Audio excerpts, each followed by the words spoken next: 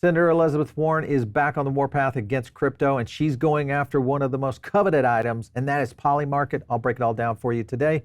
Don't miss it. My name is Paul Barron. Welcome back into Tech Path. I do want to get started and thanking our sponsor today. That is Margex. If you guys want to check out a couple of different options within Margex, you can do this from anywhere in the world. It's no KYC. You can do all your trading over there, copy trading, a tremendous amount of, I think, flexible tools. One thing about Margex that I think you'll like, if you're a brand new trader, you can actually go into this a little bit easier. They've got a lot of tools that are for a trader that's a little bit brand new. One thing that we are also doing, you get $100 in the deposit, but also within the panel, once you're in the console here, if you go over to your wallet and you click in this promo code, we put a promo code in our description down below. Just put it in right there. That's where you're going to be able to get those extra benefits by using our links down below. So check out Margex, just go to margex.com and you can get going over there. Let's talk about what's happening right now with Polymarket. Polymarket getting more website traffic than Uniswap, DYDX, and the rest of DeFi combined. This tells you one thing, and that is we're starting to see a shift in a big way for Polymarket, and I think the use case of crypto in general. If you look at just doing analytics, you can kind of see now Polymarket open interest closing in on 100 million. So pretty significant in terms of growth, and you can kind of see the growth obviously right here. One of the reasons, of course, has been the political landscape. We've seen this in somewhat of the cycle of other things happening in crypto, but primarily this has really been focused in on what's going on within politics. Now, one thing that did happen is this tweet right here. Let me kind of zoom out and zoom in on this one. Prediction markets are a tool to basically evaluate truth. And now you've got Senator Warren going after it. So Polymarket is quoted by politicians because they know it's important data. And this is kind of interesting because, as you guys know, TYT, this is the Young Turks, one of the biggest, I would say, left or moderate left channels out there. They're utilizing it a lot more because of the kind of tools that this prediction market has been able to do. All right, so here's the letter, of course, to the CFTC, where Warren is going after all prediction markets. And this is a big deal because they're pressuring to get this moving. And one of the things that they kind of focus in on is that it's being manipulated by billionaires. Now, this could be looked at in a variety of different ways, but I would say when you look at what's happening within the Polymarket, those are not necessarily the kind of scenarios that are playing out.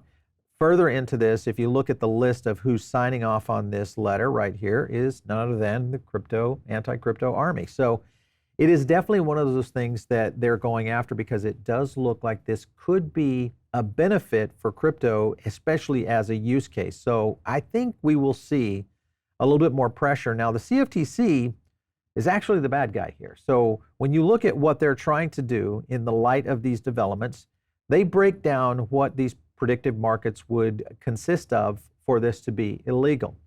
Gaming, war, terrorism, assassination. I think most people can agree with that. But gaming could be just about anything. You could game weather. You could game anything in the world. Esports. You could game regular projects out there, whether it's political or otherwise. So it pretty much kind of gets back into the whole idea of this overreach. And I think that's the challenge that this represents long term. All right, so let's go into Polymarket, and I want to showcase something here because why would the timing happen around today? And if you look at a couple of things, one, of course, is Harris has started to climb and almost get somewhat in line with Trump in terms of the presidential forecast. But remember that there was something very special that was supposed to happen today, and it came out last week, but this is the update. They just got word that the Monday meeting today is being moved to later in the week. And this was in reference to Ro Khanna meeting with the Harris campaign around understanding what's happening in crypto, maybe getting them up to speed, whether or not you like that in terms of trust on the Democratic side or not. The fact is that date was set for today. Interesting that this letter came out right before this, but at the same time, now it's kind of interesting because that meeting has been moved, and it has been moved all the way down to Friday. So I want to go to a clip real quick. This gets into the Crypto Council for Innovation and how Elizabeth Warren is making her moves. Take a look. Elizabeth Warren calls a lot of the shots on economic policy in the Biden administration. That is not the case for a Harris administration.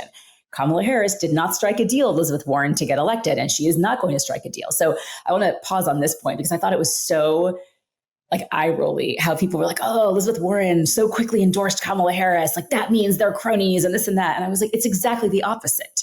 She endorsed her so quickly because she understands that that power that she has in the Biden administration in the White House is waning. And Kamala Harris and Elizabeth Warren are not long lost besties. That's not a thing. And there is no deal that gives Elizabeth Warren a line of empowerment into, again, what a future Harris administration would look like. So if anything, I think what you're seeing is the recognition that Elizabeth Warren had better think about some of these changes that might be afoot and how to position within that.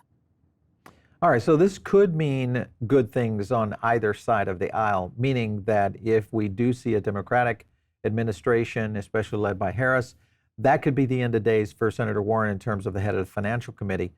And if you see a Trump administration come in, most likely that will be the case as well. So she's really in a bit of a predicament here, unless, of course, something changes at the DNC this year, which a lot of people are also talking about that. I want to go to another clip here on Nick Tomiano talking about this on the CFTC versus Polymarket. Take a look. Specifically, the CFTC is basically able to deem some markets legal and other markets illegal. And if you ask why, a common answer you hear is, well, you don't want money and politics too closely aligned. That's pretty funny, actually, right? Because we all know how much money and politics actually matter. And I think what that really means is we don't want people's money, the little guy's money and politics to too closely come together. There's smart lawyers that think that if this goes to the Supreme Court, this could actually be overturned. And there's actually a non-crypto prediction market, Kalshi, that is suing the CFTC on this issue. I think there's a lot of signs that at some point prediction markets are going to open up in the U.S.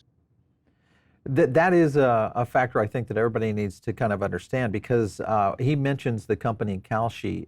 We've got a clip from their CEO talking about the impact that this could have if we don't actually get it legalized here in the United States. Take a look. So Kalshi is the first and only legal prediction market in the U.S. The industry has been seeing explosive growth in the last year. It's been absolutely incredible. Susquehanna, Jeff Yass of Susquehanna is now committed, the first dedicated institutional market maker to trading on these products. They're on your board, right? They're not on our board. They just committed to the asset class, first large institution to just set up a division that will trade prediction markets and events. We went the legal route. We spent 3.5 years with the CFTC to get regulated up front. We got approved by a bipartisan 5-0 vote, which was incredible. And we've seen the kind of tremendous growth since then. I think what I do know is that there's a lot of internal dissent within the commission. There's disagreement on what happened, and some are even calling this a blockage potentially illegal and against the First Amendment. But also we're seeing a Congress upheaval with a number of letters being sent by senators and representatives about this. Because you're setting a precedent of banning categories of legitimate economic activity, you're potentially recreating the conditions for another FTX. You're pushing this activity from onshore regulated companies with customer protection to offshore illegal companies that can steal customer funds. All right, and that is a concern because if you look at the top countries that are going over to Polymarket, of course, the United States leads the way.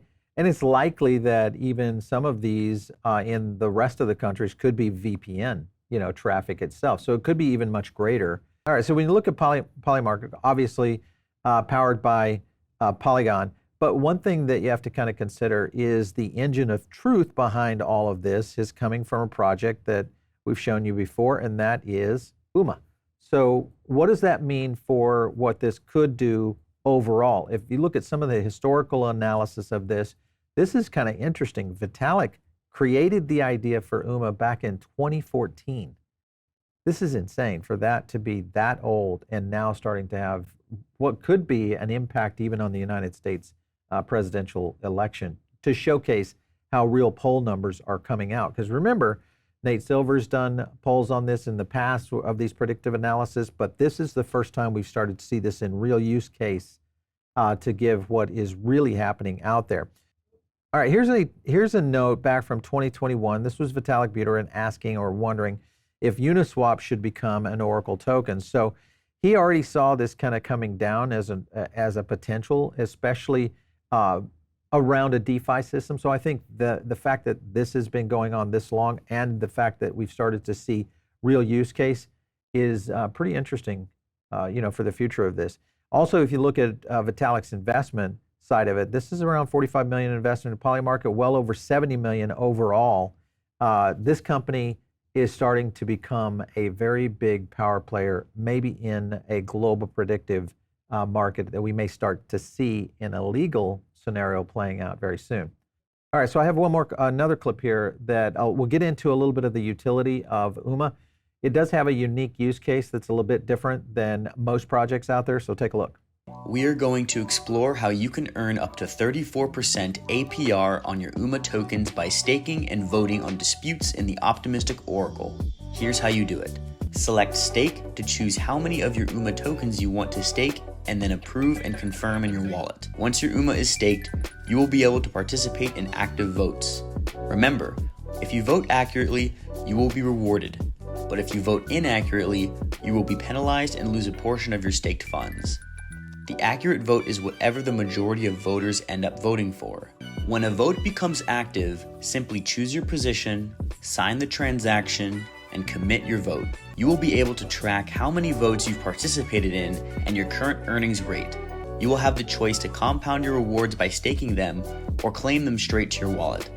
One of the things you can take a look at is CoinMarketCap. If you look back at the high right here in 2021, this had a 1.75 billion market cap. And even if you look at the volume right now on UMA, right around 70 million. So some very interesting potentials here, especially if you look at even price, also where this is going. So you can start to see the value here pretty quickly of where this project might be going. Again, especially with the success of what we've seen with Polymarket so far. I want to go into this last clip, which gets into Vitalik talking about how Polymarket could be used for things like community nodes. Take a look. Putin's internet army has been doing a better and better job of attacking the nodes and with large numbers of accounts and getting them taken down. Actually, one of the big complaints around then was that notes were not appearing fast enough, right? All of the information, all of that spread across Twitter, but then the notes only appeared after a day. But by the time that happened, everyone had basically already formed their opinion. And community nodes are good for surfacing cross-partisan agreements. But then there is this whole other category of epistemic technology that's very good at surfacing, basically being able to come to the correct opinion faster than other people, and that's prediction markets, right?